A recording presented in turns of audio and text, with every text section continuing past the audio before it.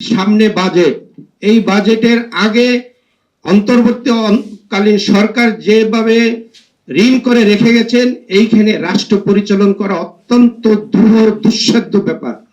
এইটা একমাত্র জনাব তারেক রহমানের জন্য সম্ভব।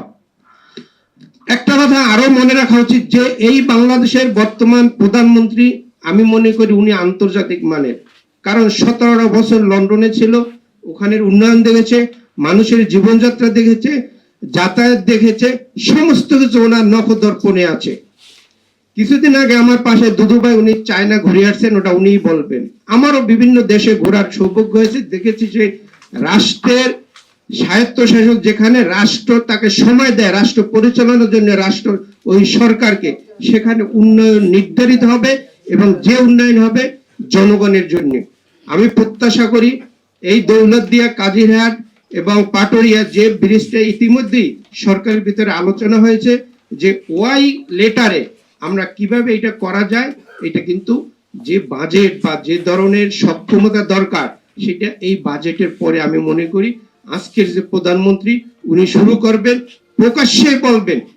দীর্ঘদিন আন্দোলনের মাধ্যমে প্রতিষ্ঠা হয়েছে, এই সরকার কোনো ভুল করতে পারে না। জনগণের জন্য প্রত্যাশার জায়গায় থাকবে, প্রত্যাশা পূরণের জন্য সমর্থন দরকার। আমরা শুধু জনগণের সমর্থন থাকলে আমি মনে করি যদি আগামী 10 বছর যদি এই সরকার স্টেবল হতে পারে, এই দ্বিতীয় পদ্মা সেতু অবশ্যই হবে। কারণ আপনি দেখেন সেই খুলনা এবং উত্তরা যে ইপিজেড আছে, যদি এখানে যোগাযোগ করতে হয় এই সেতুটা অবশ্যই প্রয়োজনের জায়গায় জনাব তারেক রহমান গুরুত্ব দেবেন। কোনটা আগে দরকার, কোনটা পরে দরকার, অলরেডি উনি এটা সিদ্ধান্ত নিয়ে ফেলেছেন, বাস্তবায়নের অপেক্ষায়।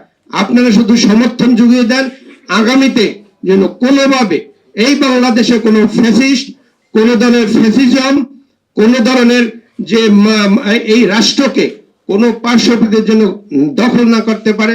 জনগণের সমর্থন দরকার সবার আগে। বাংলাদেশ, আমি মনে করি এই দ্বিতীয় পদ্মা সেতু তার মাতা যেভাবে বেগম খালেদা জিয়া বলে গেছে, এইটা বাস্তবায়ন হবে।